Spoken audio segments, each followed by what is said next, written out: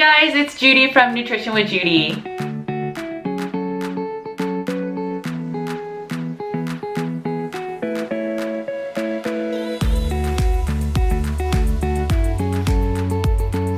Okay, so today I'm very excited. I have with me Amy Berger. She is a fellow NTP, but she is also a certified nutrition specialist. She has a master's in nutrition. I had a pleasure talking with her. She is more known in the keto space, but she's low carb, and she just tries to simplify keto to a way that it is a lifestyle without any dogmas. We talk about weight gain and weight stalls on a low carb ketogenic diet and even on a carnivore diet. I can't wait for you guys to get into all the conversations and you take to heart some of the things we talk about. I also read her book, The Stall Slayer. I recommend it. It's a PDF. It's a pretty easy read, and it talks about ways that you can focus on healing your stalling. All right, let's get right into it. Hey guys, this is Judy from Nutrition with Judy, and today I am very excited. I have Amy with me. She is a certified nutrition specialist. She has a master's degree in human nutrition, and she is also a U.S. Air Force veteran. So Amy, if you can actually introduce yourself. Sure, yeah. So all of that is true, everything you said.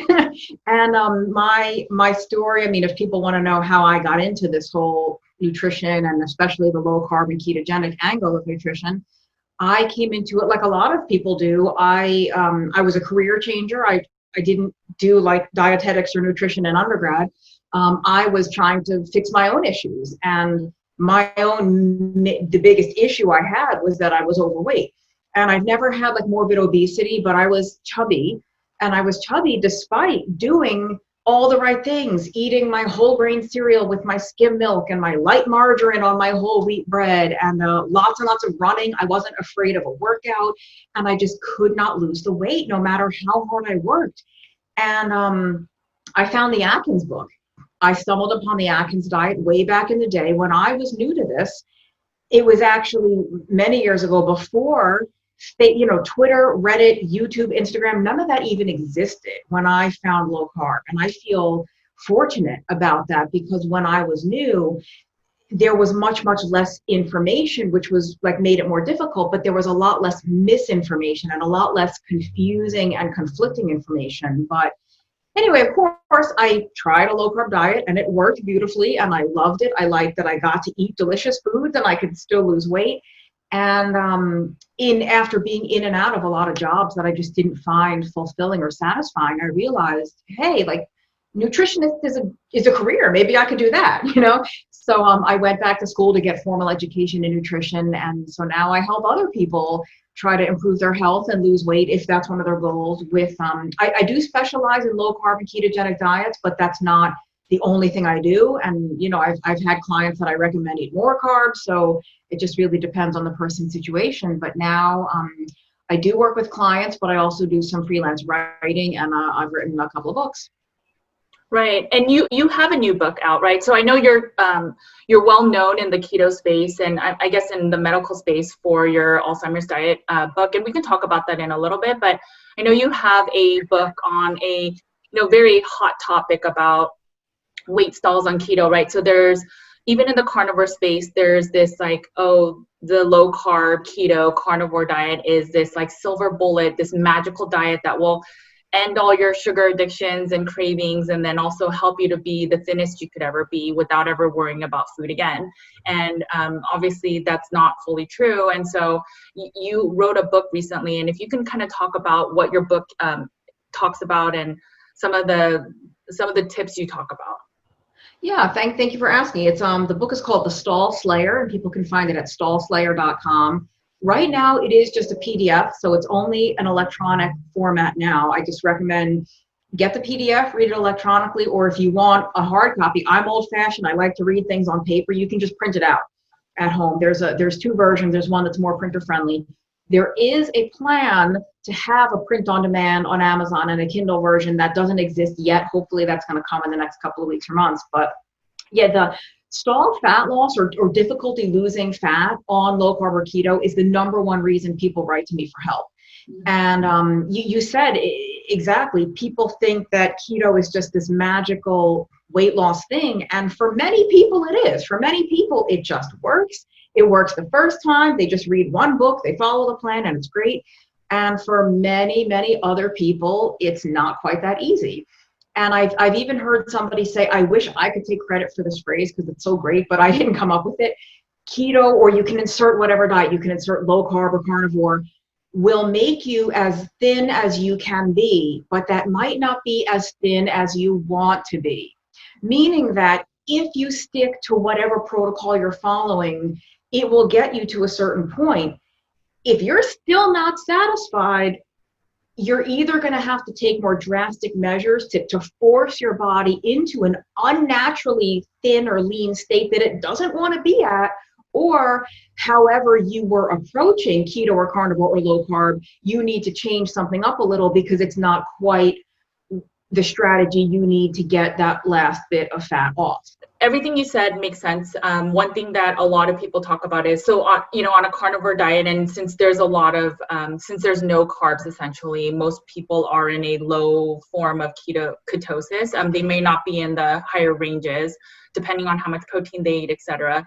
But, there's a lot of people that are older that are now trying the carnivore diet. Maybe they've done yo-yo dieting for so many years. Maybe they've used exogenous like HRTs, and what I've come to see is that, some people might have like 50 to 80 pounds to lose, which is a significant amount, right? And I noticed it's because they've yo-yo dieted. So they've eaten only like 1,200 calories their whole life, and now trying to eat a more, I guess, sustainable way in terms of nutrition. It's now they'll have to gain weight, or their metabolic rate is damaged, or their hormones need support. Are those some of the things that you've also dealt with? Yes, but I have to be honest. I don't work with a lot of strict carnivore dieter people. Most of the people coming to me are doing keto or low carb, so they are eating some plant foods. Sure. But yeah, I think, and there's a whole chapter in my book actually about the difference between weight and fat. Because especially like you were saying, this could happen to men and women, but particularly for women who were spending years and years forcing themselves into a very low calorie diet, over exercising. And so they've lost a lot of muscle mass because your body needs nourishment from somewhere to keep you alive. And if you're not getting enough of it from your diet, it's going to break down your own tissue. Yes. And so if you've lost a lot of muscle, then your metabolic rate is slower. And if you eat more food, you're going to gain some fat. But the thing is too, you absolutely cannot solely look at the scale, because if you've lost a lot of muscle mass, you might have lost bone mass, connective tissue, who knows what, that now that you're starting to eat maybe either more food or higher quality, like higher nutrient food, that you're getting things you haven't been getting all these years. You could be rebuilding all of this critical tissue that you've lost, and your scale weight is either going to stay the same or maybe even go up. Right. But your physique could be changing. You could either be getting smaller, getting leaner, or there might be, and again, I'm not an expert on carnivore specifically, but there might be some period of time where your body is just like, oh, thank goodness I'm getting fed again. I'm just going to hold on to this for a while before I am able to see that now there's enough food, I'm no longer starving. It's okay for me to let go of this fat. So I think if you know that your sort of diet history is not the healthiest, you have to brace yourself for the fact that your fat loss process is not going to be linear. It's not just going to be this super easy, constant slope downward until you arrive at your goal. And even if you have a better history, it's normal for the weight loss to be up and down in little blips. And then you plateau a little bit, maybe you gain a little bit, plateau, lose a bunch. And the whole curve, it's up and down and up and down and up and down. But as long as over the long term, that trend is downward, that's what matters. But if you're going to step on that darn scale every single day, you're going to let those little fluctuations drive you crazy. And those fluctuations are not always body fat. They could be water, women with the menstrual cycle. Right. You could lose, I could take a big poop and lose 2 pounds. I mean, like it's not body fat. And so No, that's good. I think that's really Yeah. good to talk about the delineation between weight and fat, because I mean, I always have to tell my clients our bodies are 60% water, which that's a lot of our weight too. And so, you know, in a day we can gain or lose 5 pounds easily. And so I always recommend people not to also weigh themselves. And so I think what you're saying makes a lot of sense. I think even in the carnivore space, I mean, I don't perceive that the carnivore and keto diet is that different, especially if you're doing keto from a more, you know, like whole foods basis, not, you know, using as much of the keto treats and such. Right. And so in that same vein, I think carnivore as well, if you haven't been feeding your body nourishing foods, which I think almost everyone is coming from a standard American diet at one point, your body will try to hold on to that fat, like you're saying. Some of the fat may have toxins in it and may not want to release for those reasons. And so, you know, in your book, what are some tools that you talk about, I guess, if someone has stalled? Right. So the first thing, like the first part of the book is, are you actually stalled? You know, going 2 or 3 days without losing weight is not a stall. Like, that's just normal. That's just, hi, you're human. Welcome to the club. Stalls are measured in like months. They're not even really measured in weeks, because it's normal. It's not even that it's like something is wrong. It's normal to maintain for a little bit and lose and maintain and gain and lose. That's normal. And it doesn't mean you're doing anything wrong. So depending on how long you've been at the same weight, and a stall is not just about the scale. It's because you may have had clients like this, or our colleagues have had clients like this, where the scale weight doesn't change at all, yet somebody loses a dress size or loses a jean size, because your body composition is shifting. You could be losing fat and gaining muscle so that the number on the scale hasn't changed at all, but you are smaller. So if you are losing inches, guess what? You're not stalled. I don't care what the scale says. You are not stalled. So that the first thing is like, are you actually in a stall? And it's also important, because I think we also see this a lot in the nutrition and health space in general. Is your perception of your size or shape correct or healthy? Because every now and then I get a client who comes to me about weight loss, and they're actually already at a perfectly normal weight, or maybe even on the underweight side. And I'll say, listen, I'm sorry, I can't help you. I think you would have to do something unhealthy to lose more weight that I don't endorse, and I can't really be a party to that. So really, it's like, do you actually have weight to lose, or are you actually already where you're perfectly fine? And maybe, and this is why I don't even like people to have a goal weight, because if you fix a number in your mind, let's say you get to that number and now you're still miserable. Mm-hmm. Or let's say you don't, let's say you're 5 pounds above that number, but you look like dynamite, you feel great, your health is great, everybody thinks you are wonderful, and you're going to feel like a failure because you are 5 pounds above the goal, the arbitrary goal that you set for yourself. Right. So like all of that has to be taken care of first. Then if you're actually in a stall, then you have to look at your diet. Now, if you're talking about the carnivore diet, one of the main issues isn't a problem, because one of the main issues I see on keto is just too many carbs. Mm-hmm. People don't realize they're actually overdoing the carbs compared to where they personally need to be to keep the weight moving. And it could be a factor for some of the carnivores. I mean, we can talk about the addiction piece in a bit, but I would imagine it's not uncommon that people are doing their best to stick to carnivore, but then at midnight, those cookies are calling my name, or, on Friday night, I've been so good all week, I'm going to have the thing. And they don't realize how those little things really can interrupt the process. So even on a carnivore diet, if someone's not to be harsh about it, but if somebody's kidding themselves, they think they're doing a strict carnivore diet, and they're kind of like, yeah, I'll just have a little bite of that, and I'll have a bite of that starchy thing too. And then, with keto, one of the biggest issues is just simply too much fat. And people don't realize that there's really, I don't believe in macros. I don't believe in percentages, because it's not like, if I just eat 80% fat, then it's perfect and the ratio and my body's going to drop fat. You know, what makes fat loss, like what makes a diet ketogenic is not eating tons and tons of fat. It's not eating the carbs. That's what helps the fat burning happen. And so I see people overdoing because they think they're supposed to have some type of specific percentage of fat in their diet or a certain number of grams of fat. So even if they're not hungry, they're going to add extra butter to things or put oil in their coffee because they think they're supposed to. Sure. And that works for some people, right? Some people do really well with the ultra high fat. A lot of people don't.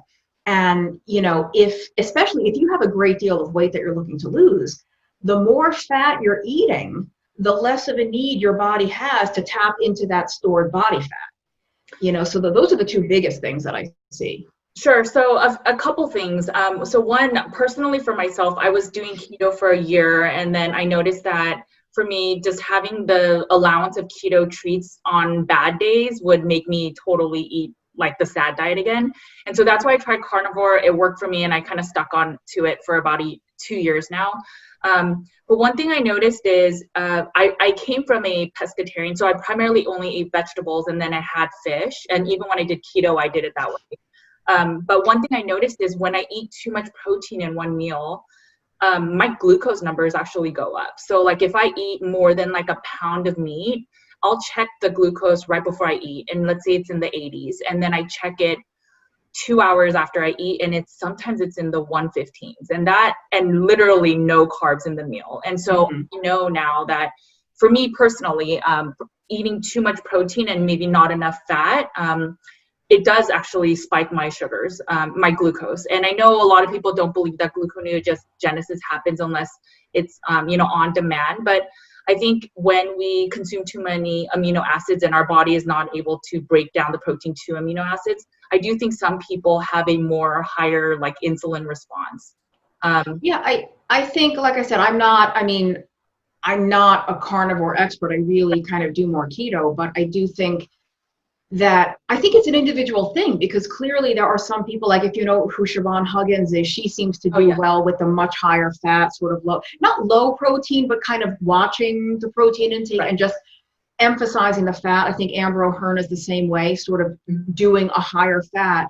And then there's other people that just will sit down to a 20-ounce porterhouse steak and they're good to go. So I think it is individual, but I think within the carnivore rather than keto, I do think some people probably can run into trouble there with too much protein. But too much protein is such a relative term. Right. No, I agree. Yeah. And one thing I wanted to say is, so I think some people, so one thing is, I think people, whether it's keto, whether it's carnivore, I think people have these expectations because a lot of times we find these diets by reading a lot of social media, seeing pictures, and it's like, oh, if I do these kind of extreme diets, then I can look like that person, like you said in your one talk, that you can be a size 2, right? And so you have these kind of dreams or expectations that if I eat this way for 2-3 months, I am going to shed all this weight and look like a size 2. I may not even have to work out, that type of thing.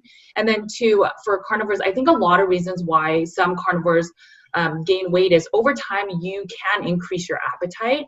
And so you may first start carnivore and eat only like half a pound or a pound, but then you start, if you don't, as we talked about the food addictions, or we're going to talk about, if you don't manage that food addiction, coping with foods, you may end up eating a whole block of cheese. It's still carnivore, but you can overeat cheese, right? Or you can overeat sausages. And all those sausages, a lot of them have like trace carbs, but they can add up, or adding a lot of heavy cream, which again has carbs. So I totally see what you're saying. I think a lot of carnivores can eat a lot of the processed meats and the cheeses. And that's how basically if you eat too many calories, you actually can gain weight. Even if I know we hate the C word, and I hate it too, but so I prefer the word energy, like energy intake, which is literally the same thing. It's just semantics, but I just no, that's fair. That's fair. I prefer talking about energy, but no, you're right.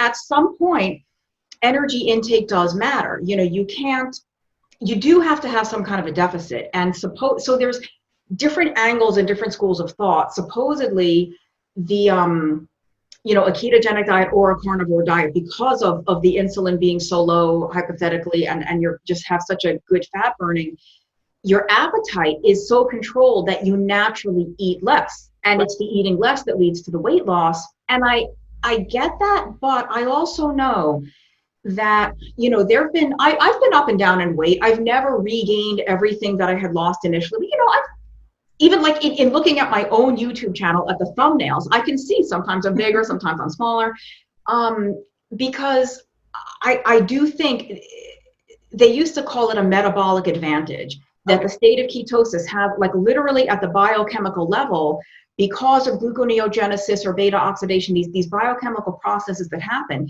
that actually require more energy to even make them happen, you sort of burn more calories just by being in a fat burning state.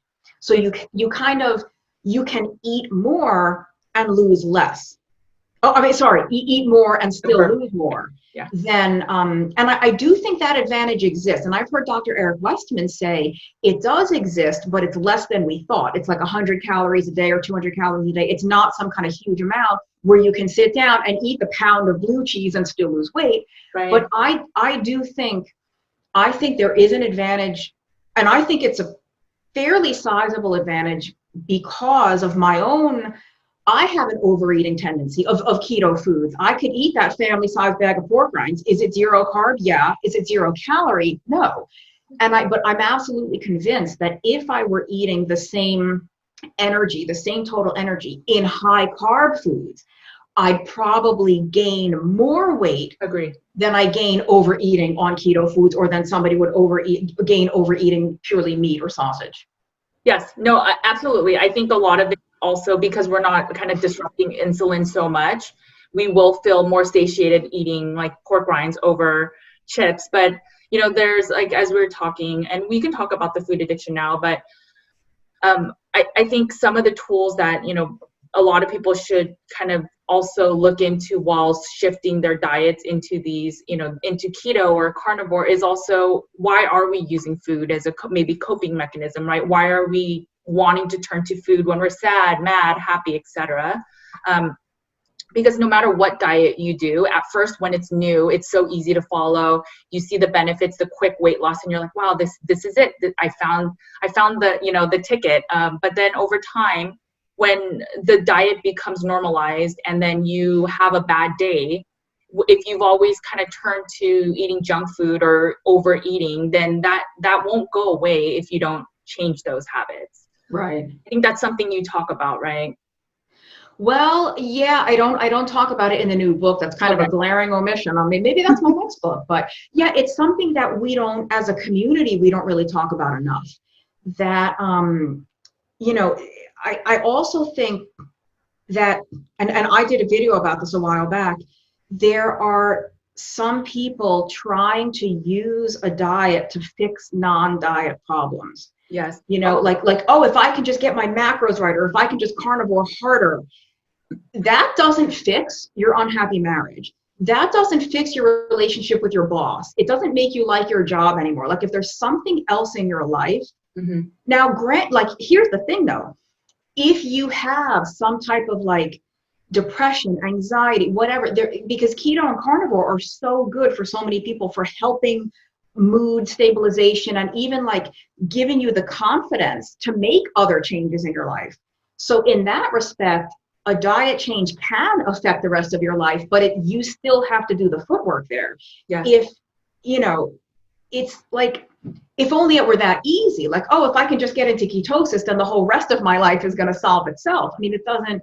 So I think some of us are kind of hoping that the diet will fix other things in our lives, and it's not. And so those other things in our lives are still affecting our food, our food choices, or maybe the amount of food that we eat. And I say we, because guess what? I'm right there too. Like, I don't have this all figured out.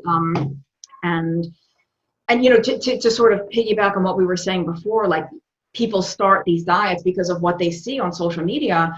And I am not accusing anyone of anything here, but you only see what people show you. You see the pictures they take, you see them smiling over their big bowl of kale and their big steak and life is perfect.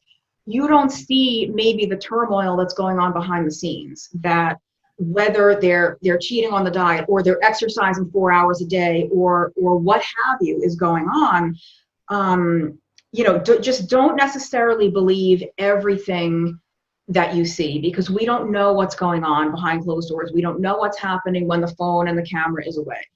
Yes, no, I want to just add to that. I mean, all my clients that I work with that, whether they do keto or carnivore, most of them do carnivore, they get all the benefits, right? So they're sleeping through the night. Some of them get their cycle back. There's a bunch of things. They don't have the mood dysregulations.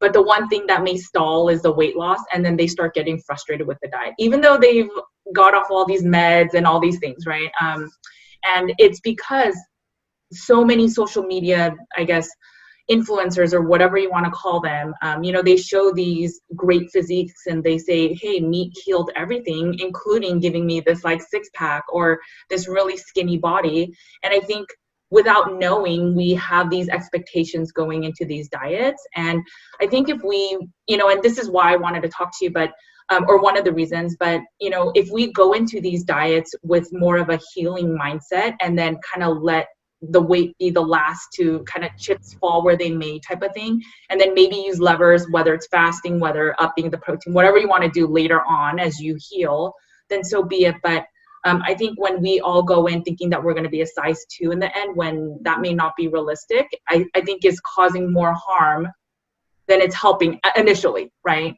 Yeah, and it's weight is such a touchy, we're so weight focused in our society and so visually oriented that, people do so easily forget, like, oh, well, I got off my insulin and I got off my antacid and my thyroid medicine is less but oh, the diet's not working because I'm still heavy or whatever, right? And I think I see a lot of sort of fitness coaches and keto coaches where, frankly, they claim to be over their issues, over their addictions, over their food obsession, over the head gain. And they are so not over it, because literally every single picture they post is them working out or them muscle, and their whole life is the food, the gym, the lifting, the mirror. It's their whole life. I'm sorry, you are not over this by any stretch of the imagination. I think so many of us, I think our clients are like almost afraid to say, I ate a piece of bread, or like if in the carnivore world, maybe someone could say, well, I ate some broccoli, or they're afraid because other people are so quick to just, oh, well, you're not carnivore anymore, or like, why did you do that? You're doing it wrong. And we're just ashamed to admit that something happened, and it shouldn't be that way. I don't like what I see happening now in the community. It's so judgmental and so ugly, and we should be a lot more empathetic and more understanding, because frankly, I think there's a lot more people who struggle than who sail through perfectly, except all you see is the people sailing through perfectly because everybody's too afraid to admit, I'm having a really hard time. And not even just because of like right now with the virus, everybody's, there's a lot of stress going on and people's lives have been really turned around. But even when things are totally normal, right, it's hard enough to do this for some people. Yeah, it's interesting. I think when people feel like the diet's not working as they expected, it's because they don't have as much willpower, or maybe they're eating too much, those types of things. And then they get hard on themselves, and then, it puts their body in that stress mode. The adrenals start, overworking, and it's much more complicated than that. And I mean, I tell my clients that, especially the ones that really want to lose the weight and they're kind of frustrated that they're not losing the last 5 or 10, 15 pounds. And, I tell them that it's not the carnivore diet. It's really like, the Jane diet. It's what works for you and what works for you long term. Like, no one's going to be by your deathbed and go, you know what, you don't get the carnivore diet award because you didn't follow it properly. It's absurd, right? And it's unfortunate because, and this is why I want to shed light, because there's so many healing properties in these diets, but when we focus on maybe the wrong things, we kind of have people move away from it and then possibly go back to a standard American diet, which is not beneficial for anyone, right? Yeah, I mean, I think I'm working on a book with one of the keto doctors about how to find your own carbohydrate tolerant sweet spot. Because not everyone needs keto, right? Not everyone needs carnivore. Clearly, these are very, very therapeutic and very helpful for a number of things for a lot of people, but not everyone needs to be quite so strict. Right. And I also think that this could be said for both carnivore and keto. It's almost like it's a healing diet, right? That you could choose to follow for the whole rest of your life if you want to. But let's say you have, like keto's good for so many things. And then taking that one step further with carnivore seems to be really good for like autoimmune, really bad digestive stuff, like things that a lot of these people did keto and they got better, but there was still kind of something going on. And then when they went full carnivore, it fully resolved. And I feel like you can maintain that for life if you want to, but I also think do that for a year or two or three, and then you're literally not the same person you were when you started. Your metabolic syndrome is gone, your diabetes is gone, whatever.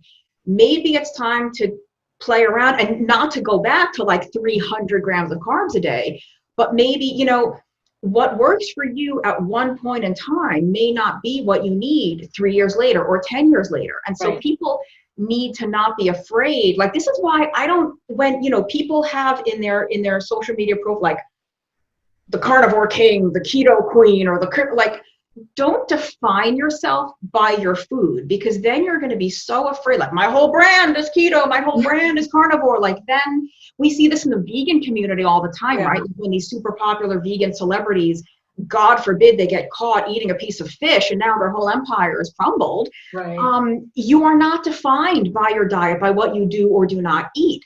And like, you're not doing something wrong if you feel better. Like I know there's a girl named Laura Schoenfeld, who kind of, she's more paleo ancestral. Okay. A lot of her clients, for very legitimate reasons, do better with a little more starch. Not junk food, not garbage, but like beans, potatoes, things like that. And then you can't be afraid to experiment. It doesn't mean you're doing something wrong. It just means you needed that type of therapeutic intervention for a period of time, and now it's something else. Your hormones could be changing. It could be pre or post menopause, could make things different. Pregnancy.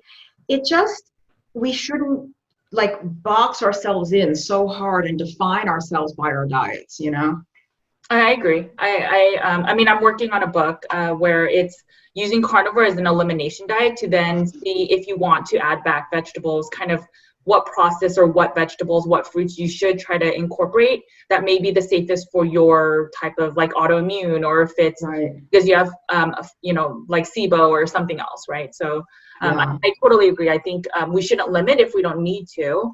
And some people just seem to do better on carnivore. Some people do better on keto, like you said. I mean, and it's like, I don't think you necessarily have to reintroduce vegetables, but like, I think some people can, and they might be so, I don't know, like there's so much fear out there and so much anxiety over the food. And I don't know how we got here. Yeah, I mean, I think it's, I mean, maybe this is, like the surgeon sees everything with their own like tools. I focus on a lot of gut health. And so I believe, like, if you have SIBO, for example, your body can't tolerate certain foods because you will really get sick. And so I wonder if some of it's that, and then some of it's just, like policing of the diet. I don't know. I bet you it's a blend of everything, but and I think it's also like the standard American diet, eating just so much processed food over the years. And I mean, I don't know if you remember Pottinger's cats, like maybe we're the third generation of the Pottinger's cats, and people are getting sick off just eating kind of anything now. And so, I mean, and it can just be the diet too, right? Like, I'm branded this, and so therefore I have to only eat that. Otherwise, I'm not true to my diet or true to who my brand is now, so. But yeah, I mean, I think hopefully when people see this, they know that, you should find the diet that works for you, because at the end of the day, you're not going to get an award. You're not going to get a prize for doing, the most strictest diet for just the namesake of the diet. One thing I wanted to ask you in your book is, do you talk a bit about, so if you have dieted for so much of your life and you were under eating calories, how have you seen that people can increase their metabolic rate? Right. So I don't actually address it in the book, how to get out of that. It's just more like you might be regaining that bone mass and that muscle mass that you lost. But I think I'm going to say my main answer and then kind of explain it, because I don't like to give this answer, but I do think it's the answer. Okay. You really have to put more muscle mass on, because muscle mass is hungry for calories. It's hungry for energy. Even like just to maintain muscle is metabolically expensive. Yeah. So even when you're just laying on the couch, if you are a more muscular person, your metabolic rate is higher, your caloric needs are higher just to maintain that tissue mass. This is why bodybuilders, like professional athletes, can eat a ton. It's not because they're working out, all day long. They're not. They train for a couple of hours and then they sit around most of the day, right?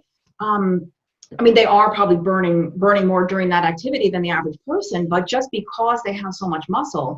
So I do think, and the reason I don't like to say that is because I don't like weightlifting a whole lot. I've forced myself to do it the last few months, because I used to do it and I enjoyed it, and then I kind of stopped enjoying it and I was away from it for a while, and I've recently gotten back into it, and I did have to force myself. I'm getting back to the point where I look forward to it again, but I realize that a lot of people just don't like it.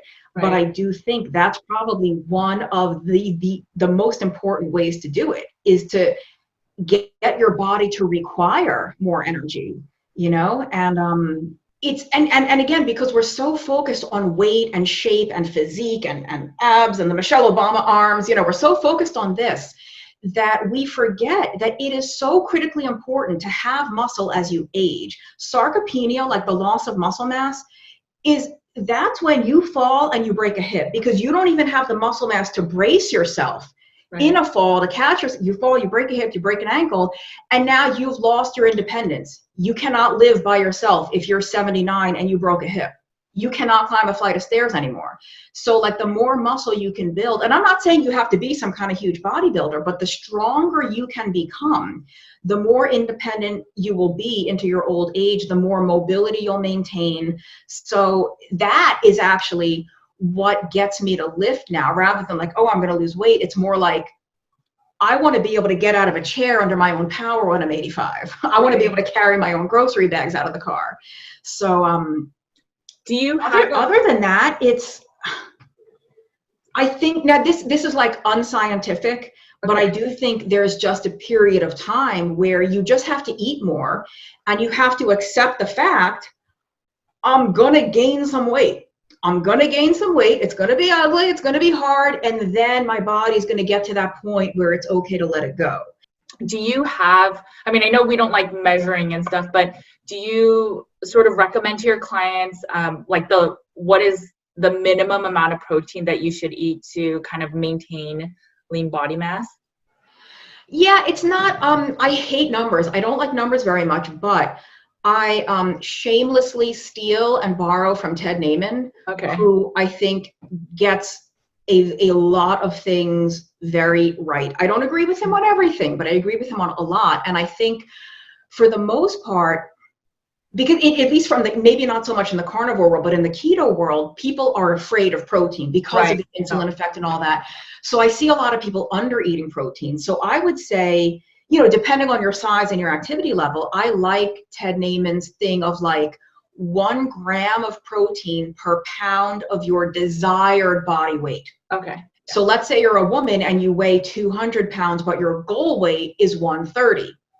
You would eat more like 130. And Ted, like Dr. Naiman would even say that's a minimum. Right. That's not like a number to stay under. That's a target to hit and possibly even exceed. I think as long as you're in that general ballpark, you're okay. And it doesn't, again, like it doesn't have to be every single day you sit down with your meal and you pull out your spreadsheet. I love food way too much to have an app and a spreadsheet every time I sit down to a meal, but you can just sort of, your meal should be a protein, like what's my protein going to be? Is it going to be chicken, beef, fish, lamb, pork, whatever? And then if you're a carnivore, you have a bigger portion of meat or dairy or something. if you're keto, maybe you have a decent sized piece of animal protein and then whatever vegetable you're going to have. But you should, I think that's a good general place to start. Yeah, no, I agree with that. That's actually my recommendation too. I think it's, I would go either also, I think the number is 0.85 per current weight, or, you know, then also the 1 gram per pound of ideal weight. And then if you're not sure where you want to fall, I say kind of find a balance in the middle of both. So of your current weight versus and your ideal weight, and then you can do grams in between that. But I know there's some diets that, you know, they require or they recommend less protein, like the PKD diet. I don't know if you know, the paleo med. Yeah. So they're really low protein. I definitely agree that they have healing and they show the clinical evidence for it. But I personally think you shouldn't eat that low of protein for too long, because they recommend pretty low. But okay, I was just curious. So what does a day of eating look like for you? So it varies. Like I said, I don't do an app. I don't do a spreadsheet. I don't eat by the math or by the clock. I'm a coffee junkie. So there's always coffee in the morning, usually 2 cups. I use kind of a mix of heavy cream and half, like whatever's handy. Sometimes I use a little splash of both. There's no rhyme or reason to it, whatever I'm in the mood for. And I usually don't eat a lot of, I usually have about 2 meals a day, but I don't define myself by that. I don't have any specific eating window, like, oh, I'm not allowed to eat until 3. When I'm really hungry, I eat. Okay. And so I do try to push it out. And I'll usually have my first meal around between 2 and 4 in the afternoon. And that first meal is usually relatively small. It could just be like 2 or 3 hard-boiled eggs and that's it, or like a piece of cheese and a small piece of protein. And then I'll have a much, much bigger meal later in the evening. And so if I'm hungrier early in the day, I'll have literally like 1 slice of cheese or an ounce of almonds or something that's small, but something that maybe just psychologically lets me get through and keep going. And I don't really do that for like, I'm afraid to eat. It's more like I'm hungry, but I'm not super hungry and I don't really want to eat yet. But yeah, there's not a whole, I don't have a specific window or a time or a number of meals. And some days I snack more, some days I graze, but it's. No, I think that makes sense. You're metabolically flexible and you're able to eat when you feel that you need to. And sometimes we just want a little bit of energy in the morning. I get it. It completely makes sense.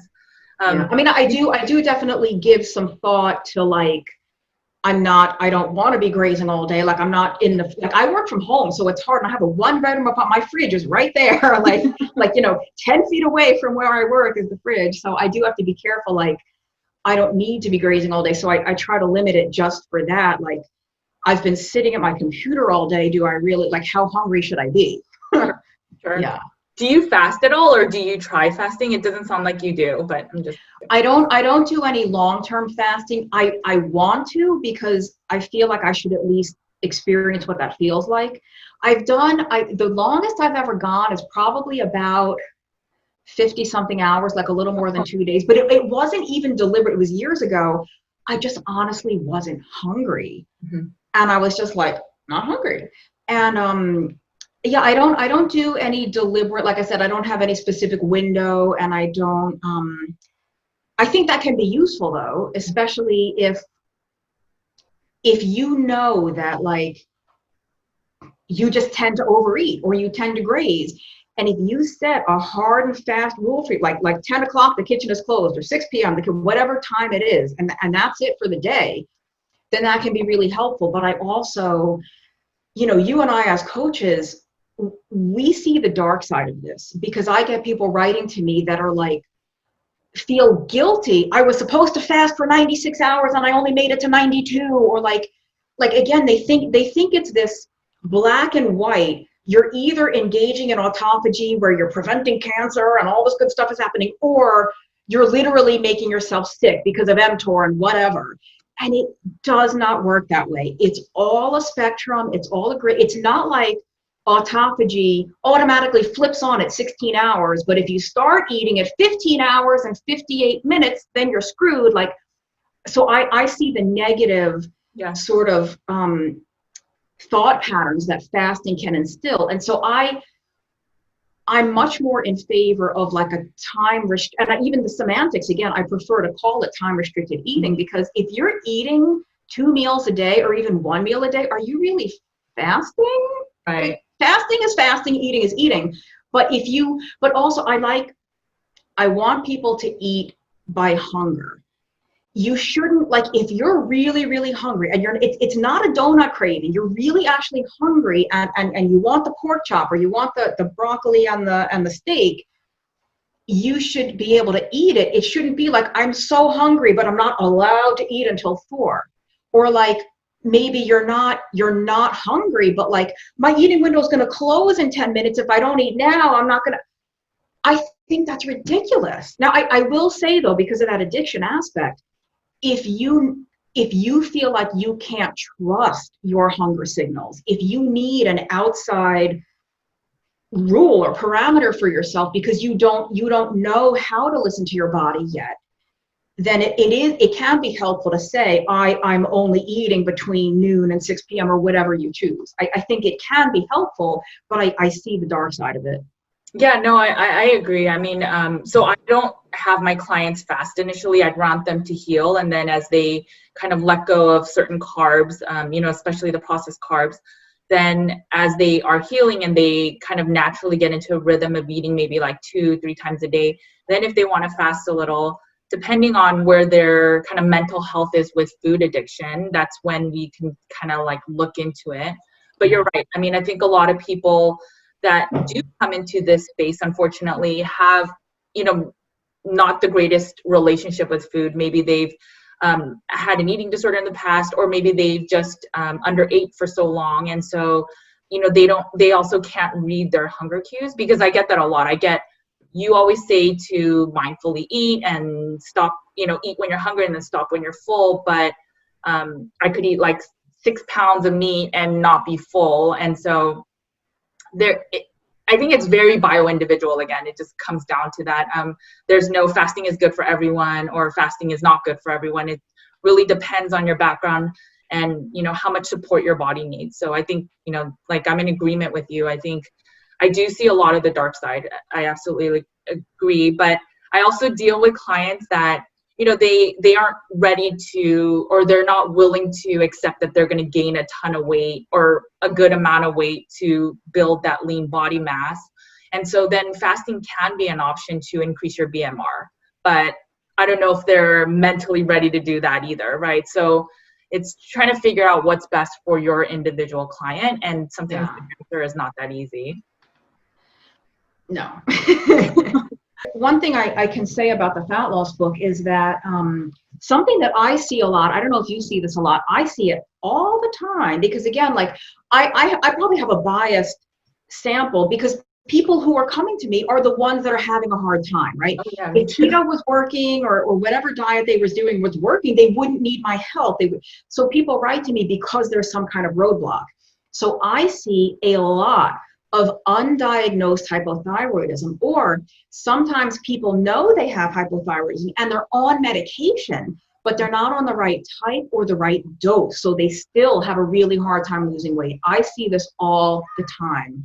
And so there's a whole chapter in the book on, the chapter, I might be a little biased. I think that the thyroid chapter alone is worth the price of the book, because there's so many people dealing with this who don't know that this is a problem because no one's ever told them, or they think they're on this medicine, but they've never, I've been on Synthroid or levothyroxine for a year. And I say, okay, but you still have, I'm looking at your paperwork, you still have all the signs and symptoms of low thyroid. Clearly this medicine is not working. Why haven't you gone to your doctor and said, hey, can I have a higher dose, or is there some other type of medication I can try? It just, Yeah, no, I agree. I think a lot of people take medication and they may not they may not, be taking the right medicine. One thing I will tell you is I was listening to a podcast recently, but he was doing a gut health podcast, and they talk about how a lot of people are misdiagnosed for thyroid. So maybe it may be underactive thyroid, or it may just be that they have other gut issues that they need to support, and they're not able to digest their nutrients. Well, and so yeah. that affects their thyroid. Okay. Yeah, so they were talking about that. So one, they do agree that a lot of people get misdiagnosed with thyroid issues. Yeah. And it could be some other thyroid like you're talking about, or it could just be that they have gut issues. And, again, go ahead. Yeah, no, it's interesting because I think some people who do keto or carnivore that have a thyroid problem notice that it gets better, and they can actually like wean off or stop their medication. And of course, always with doctor's supervision, we're not giving medical advice here. Yes. They find that their thyroid condition gets better. And that tends to be more common with Hashimoto's, which is the autoimmune, which we would assume could be like a gut related thing. So if you're fixing your gut with carnivore or keto, of course that's going to get better. I personally have a thyroid issue. It's not the autoimmune. So keto is not really helping me. I take medication. But I do think that I probably look for thyroid where it isn't because I'm biased toward it, but I do think it's missed a lot. But you're right that it's easy to kind of, it must be thyroid. Well, no, it could be these other 6 things too. Right. I mean, it's hard because so many symptoms of so many things all are kind of similar. You know what I mean? Right. Let's shift and talk about your other book, the Alzheimer's Antidote. I reference your book to everybody that talks about Alzheimer's, and they're saying, a lot of people say it's just genetic. And so one of my family members, their father has it, and his brothers have it. And so I was saying, well, if he changed his diet, maybe, because I know that diabetes also runs in their family. And I talk about how it's possibly, diabetes type 3. And, they just believe for sure that it is genetic because everybody else in their family has it. Right. Do you want to talk a little bit about your book and, why it could have something to do with glucose?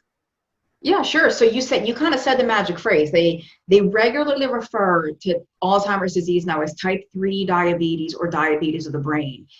And where that comes from is the main problem in the brain of somebody with Alzheimer's is that the brain is not able to metabolize glucose properly anymore. So it can't convert glucose into energy.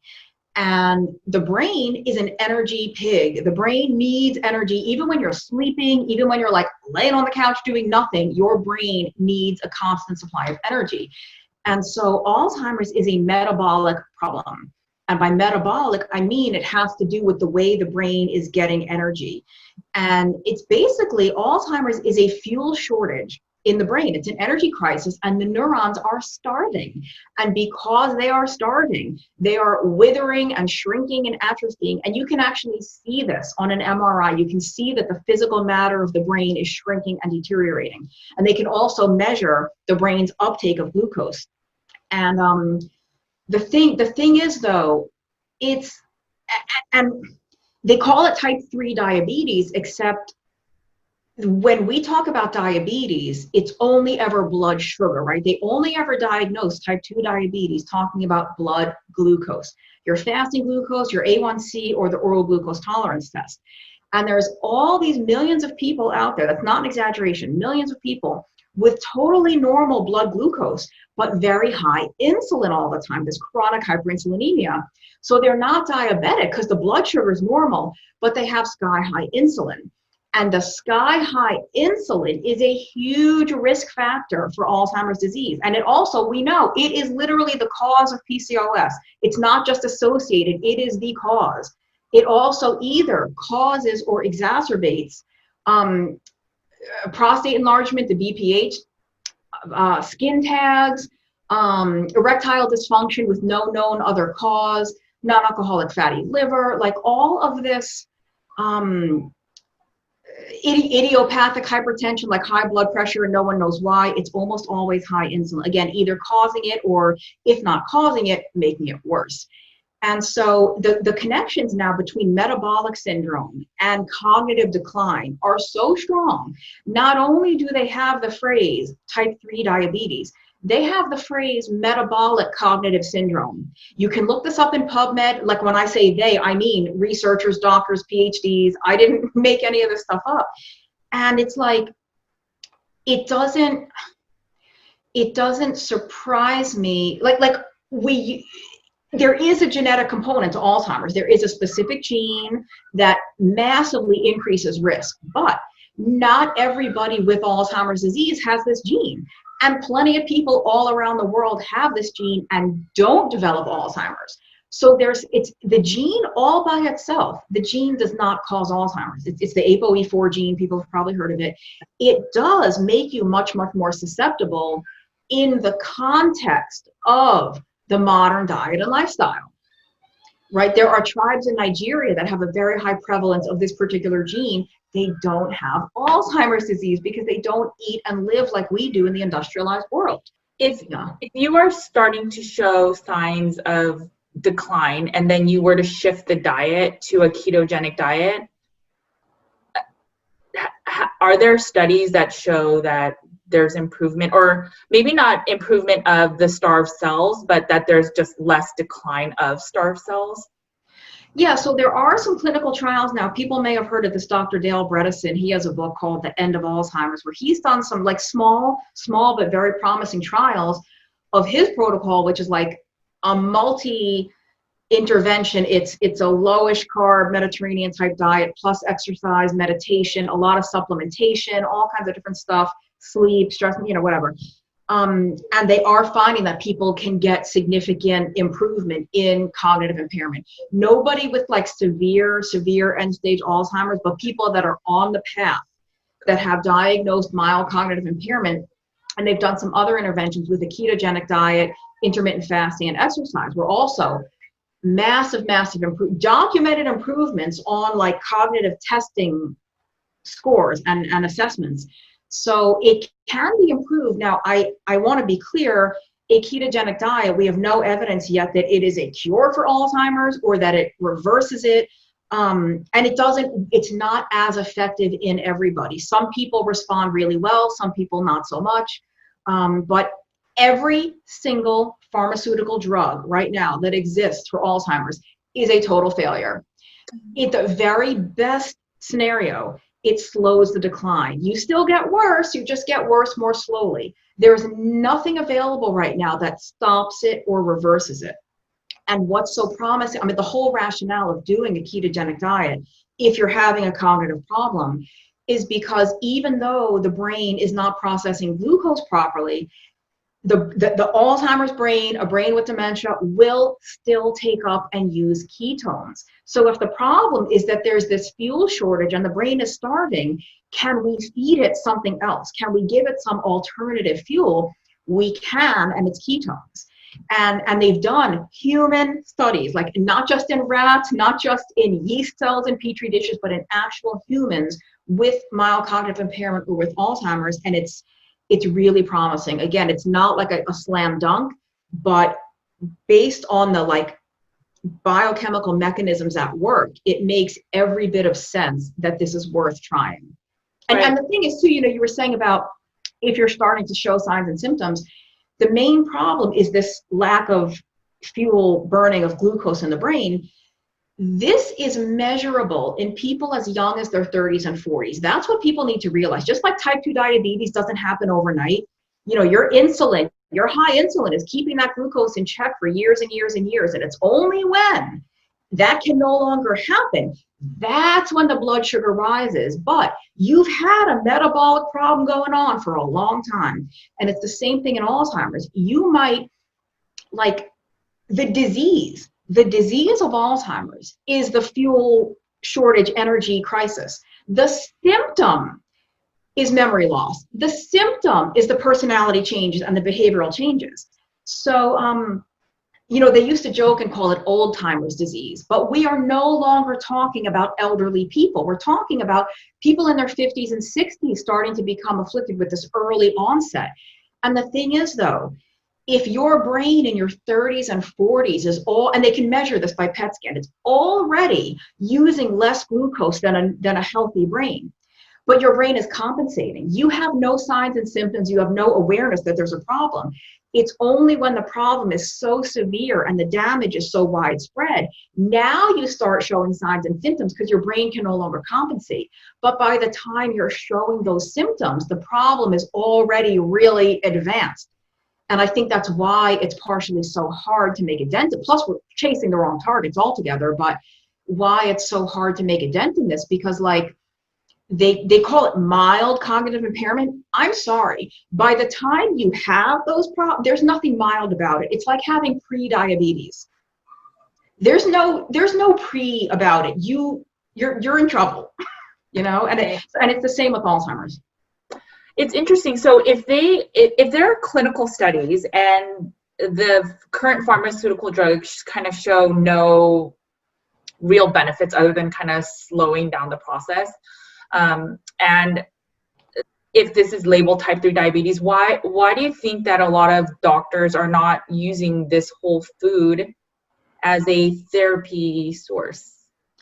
I think that's a great question. And I don't know the answer. My guess is that number one, it's just taking a very long time for this information to trickle down to the average family doctor's office and the average neurologist. But I'll tell you what, I am infuriated. Like, if you go to the Alzheimer's Association website, there is not one mention about this brain glucose starvation problem, not one thing.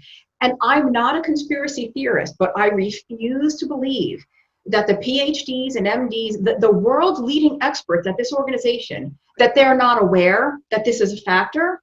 And I'm not saying it's the only factor, but it's certainly a big one. And for there to be no mention at all of this is a crime. And then I think the other part of this is that Alzheimer's, now there's a lot we don't know, right? There's a lot of unanswered questions. I'm not saying we have all the answers, but so Alzheimer's seems so mysterious and so complicated and so frightening. How could a diet possibly have any effect, right? How could this possibly be a food thing? There's no way this could be a food thing. In the same way, nobody argues. How come nobody argues anymore that type 2 diabetes or cardiovascular disease or obesity, nobody pretends like diet and lifestyle don't play a role. Of course, diet plays a role. Why do we dismiss that possibility in Alzheimer's? Oh, this couldn't possibly be diet and lifestyle. Why wouldn't it be, when every single other chronic degenerative metabolic disorder is? But I think that's why it's easy for a doctor to be like, this is so complex. It can't possibly be the diet. Right. And I think a lot of it is, when people blame the genetics, right? So when they're like, oh, it's because you have the ApoE, the gene, and it's kind of like how people think cancer is only because of genetics as well, right? When nowadays, 1 out of 3 women will get breast cancer, right? It's not just genetics. But I think when you blame the genetics, you're like, it's out of my hands. It's just, I was born with it, or I have these bad genes, or it just runs in my family, and it's no longer because it's a lot of hard work, right? It's hard work for people that have cancer or that have Alzheimer's, who have to change their diet when they're struggling with these, health issues. But maybe if they did change their diet, they could be around a lot longer. And I think it's easier not to maybe believe that. That's my rationale. Yeah. And it is, I think some people get to a point where, with things like Alzheimer's disease, certain people might respond really quickly to a ketogenic diet, or even not even a ketogenic diet, but to like exogenous ketones or MCT. I mean, a lot of the research is on MCT oil. It's not even on the ketogenic diet. It's just giving people some way of having ketones. But I think if you're going to do the diet and lifestyle change, it could take time to see the benefits and to have an impact. And I can't blame people for doing it for maybe 3 weeks. And if there's no change, well, why bother? Why keep going? You know, like we said, even before with the weight loss, it's hard enough when your only goal is losing weight. It's easy to give up, let alone like you have such a more severe problem and you're not seeing any benefit. I think with some of these protocols, it could take weeks or months. And it's not a reason to give up. It's a reason to commit for the long haul and say, I'm aware that I might not notice any benefit until 3 months in, but I got to just keep going. You know, as we're wrapping up, I think that's a great question to just ask you in general is, you know, whether somebody knows somebody that may be getting Alzheimer's, whether it's because they want to do low carb for weight loss, you know, what are some general tips or recommendations that you would give someone that's, you know, venturing into carnivore or keto and, you know, in the space of basically limiting what have you seen to be some of like your most successful tips in, you know, working with your clients or in the space? For what goal? Like for general health or for like brain? Maybe just for sticking to it. Like what? Oh. Okay. I think keeping it simple really, really helps, because I think if you think you have to track everything and weigh and measure and record and you have to calculate precisely and you have to, I can only have this many grams or I have to get at least that many grams, it makes it so much more difficult than it needs to be. And I think there's a time and place for that down the line. When you're brand new, just get rid of the carbs. You know, just get rid of the carbs and go from there. See how far that takes you. And then if you're not happy, then okay, am I still eating too many carbs? Am I eating too much fat? Is my body not digesting the vegetables properly and I should try carnivore? I mean, like, it's the more cumbersome you make it to begin with, the harder it's going to be. You have to make this as easy a transition as possible. And with that in mind too, you know, I live alone, so like there's no one else's food here. If you're in a household where there's other people, if you can get your spouse on board or your housemate or whoever it is, you know, I understand the kids are going to want their goldfish crackers or whatever, which you could get your kids to do this if you wanted to, but I think like having a buddy, have somebody that you can work with or a coach or something. I just think the simpler you keep it, the more likely you are to stick to it, because it just is too, if you're going to be checking your glucose and checking your ketones, who's going to, you know, like, it's okay. I know you measure, it's okay to measure, but you don't have to do that when you're brand new starting out. Right. And what about some tips for weight loss? I think if you're brand new to this, don't even worry about your weight for a couple of weeks. Let yourself get adjusted. If you're brand new, this is a radical change.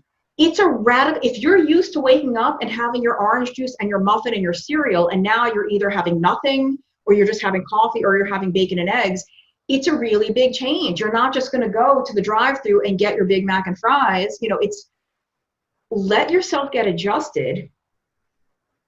Learn how it feels to be burning fat. Learn how it feels to be off that blood sugar roller coaster, and then because chances are you're going to lose a little bit of weight anyway without even trying. When you get the carbs down really low at first, weight is going to melt off you at first, and then it's going to slow down. And the larger you are when you start, the more quickly the weight will come off at first. If you're only looking to lose 5 or 10 pounds, it's going to be harder and slower the whole time. Yeah, but I agree. Yeah, with the weight, just get adjusted to the diet first. And I would even say, don't even worry about how much you're eating.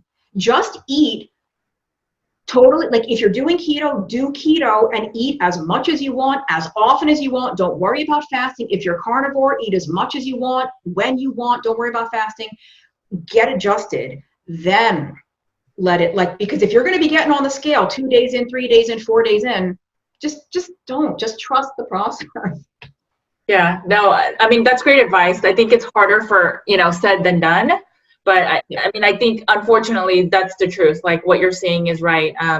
You know, I always say that a ideal body doesn't want to be very overweight. You know, maybe you won't be as thin as you want, but no body, right? There's no like overweight animals in the wild. People, their bodies want to be at a certain weight, and that's kind of health. Mm-hmm. And so, you know, I think if people trust the process and not overly focus on how much am I eating today? Is this enough? Am I eating enough fat? Because that brings just added stress, and then you may end up overeating because there's just so much stress in the whole process of eating. And I think it could derail staying on the diet and also losing weight. Yeah, and I think, like I said, I do think the fat loss will probably come just because it's such a dramatic change. It will come, and then when it kind of slows down, you might have to like mess around with some stuff. Right. Okay, so thank you so much for your time. Where can people find you? And I'll link to everything in the notes. I'll link to your books and I think you have a group coaching thing too that I think I saw.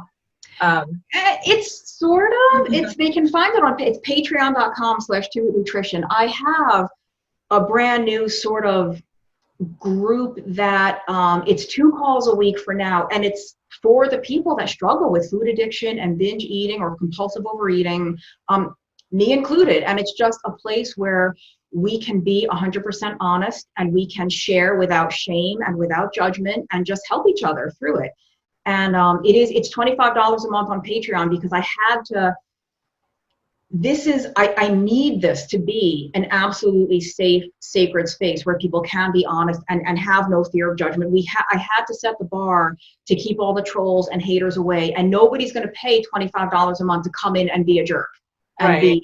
So I may lower it in the future, because I know it's that is steep for some people. $25 a month is kind of high, but I have to charge something to keep the haters out. But I am on Patreon, but toitnutrition.com is my main site, TUIT nutrition.com. But stallslayer.com is where they can find that new ebook. And I'm very active on Twitter. My handle is toitnutrition, and I do have a YouTube channel, but I think we'll just link to everything. So. Yeah, I'll add it all to the notes. Well, thank you so much for your time. This has been really helpful, and I think we really need to get more of the message out there that not everyone's going to be a size 2 right out the gate. But that doesn't mean that this diet isn't working, right? This diet has so many healing benefits, and I mean, that's really like the message I'm trying to get across. So, well, thank you so much for your time. Okay, thanks for having me. Take care. All right, I hope you guys found this video helpful. Amy is a delight. She is so funny. If you guys watch any of her YouTube videos, she is such joy to watch, and she is so smart, and she has so much information to share. I will link to some of her videos that she is really good, and she's honest and real and vulnerable, and I just love that about her. I will link to all her information below, but I hope you guys realize that sometimes what we see on social media isn't always real, and that we need to find our own journeys. Yes, we can learn from anecdotal stories, but at the end of the day, there is no cookie cutter answer or meat cutter answer, and we need to figure out what works best for us, because that is the best way for you, and only you will know that, and you will know that by figuring it out yourself. All right, guys, you know the drill. Eat a lot of meat, take care of your bodies, because it is the only place you have to live. Take care. I'll talk to you soon. Bye.